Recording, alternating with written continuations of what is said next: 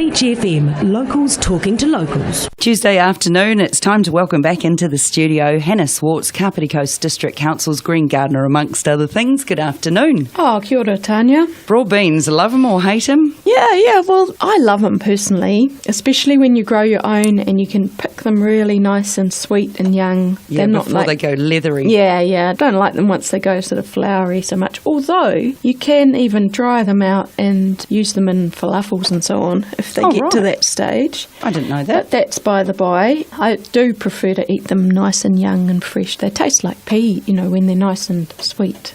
I've actually had them down here on the Kapiti Coast when they're little babies. Someone had the job of shelling them, I'm sure, or peeling them in a risotto, and it was delicious. Yeah, really nice stips and so on. Anyway, the thing about broad beans is they're just so easy to grow that they even make a good crop if you want to just build up your soil over the winter. You can chop them down in the spring and dig them in, or use them like straw. I mean, straw is getting so expensive that you can chop the broad beans and use them as mulch around your summer vegetables. So at the community centre garden in Kapiti, in Paraparumu, we've already planted our first broad beans. So the thing is, you don't really want them all at once because you might get sick of them. So we've planted one block, maybe a metre square, last week. And then we'll do another block in the weekend at the garden party, just to show you how it's done. But it's really so easy. It couldn't be easier. You just sort of fork over your bed to loosen the soil a bit, weed it. And then because the seeds are so nice and big, they're really easy to just poke into the soil about 5 centimetres deep. And it also makes it a really good thing for kids to grow. So school holidays are starting next week. So if you've got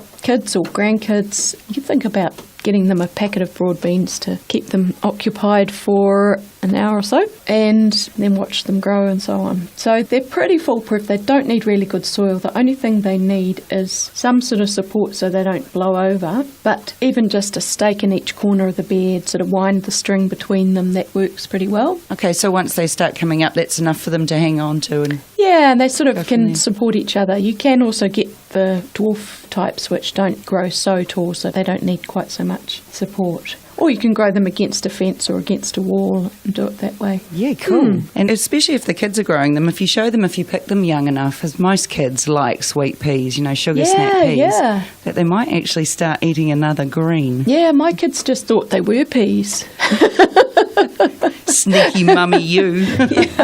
All right, well, we'll see you on Wednesday. And just another reminder that the last garden party is coming up this Saturday at the Kapiti Community Centre, 2:30 till 5 p.m. It's free to attend and you'll get some really good skills, so make sure you go along. Otherwise, we'll catch you tomorrow at about 2:15. Thanks, Hannah. Kia ora. 106.3 Beach FM.